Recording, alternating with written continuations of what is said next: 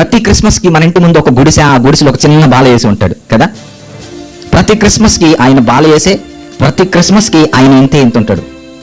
పాపం ఆయన ఏమనుకుంటుంటాడంటే మన ఇంట్లోకి రావాలని, ఆ గేటు దాటి మన ఇంట్లోకి రావాలని, మన ఒంట్లోకి రావాలని, మన హృదయంలోకి రావాలని ఆయన ఆశపడుతుంటాడు. కానీ మనం ఏమంటాం తెలుసా? ప్రభు నువ్వు వద్దు, నువ్వు లోపలికి రావద్దు ప్రభు, నువ్వు అక్కడే ఉండు, ఆ గుడిసెలోనే ఉండు, నువ్వు ఇంత ఉండు.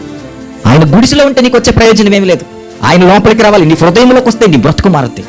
నీ జీవితంలోనికి ఆయన వస్తే నీ బ్రతుకు మారుతాయి, నీవు ఆశీర్వదింపబడతావు, నీవు దీవింపబడతావు, నీవు నీ కుటుంబానికి ఒక గొప్ప మేలుగా నువ్వు నిలబడగలవు. ఆయన గుడిసెలో బాలయేసులాగుంటే నీకు వచ్చే ప్రయోజనం ఏమీ లేదు. మన రక్షకుడైన యేసయ్య, మనలను కాపాడిన యేసయ్య, సర్వసృష్టికర్త అయిన యేసయ్య, మన హృదయాలను ఏలవలసిన యేసయ్య మాత్రం బయట గుడిసెలో మన జీవితాలను నాశనం చేసేవాడు, మన జీవితాలను చిదిమేసేవాడు, నరకానికి మనలను తీసుకొని వెళ్ళిపోయే సాతానుగాడు మాత్రం హృదయంలోన ఎప్పుడు మన జీవితాలు మారుతాయి.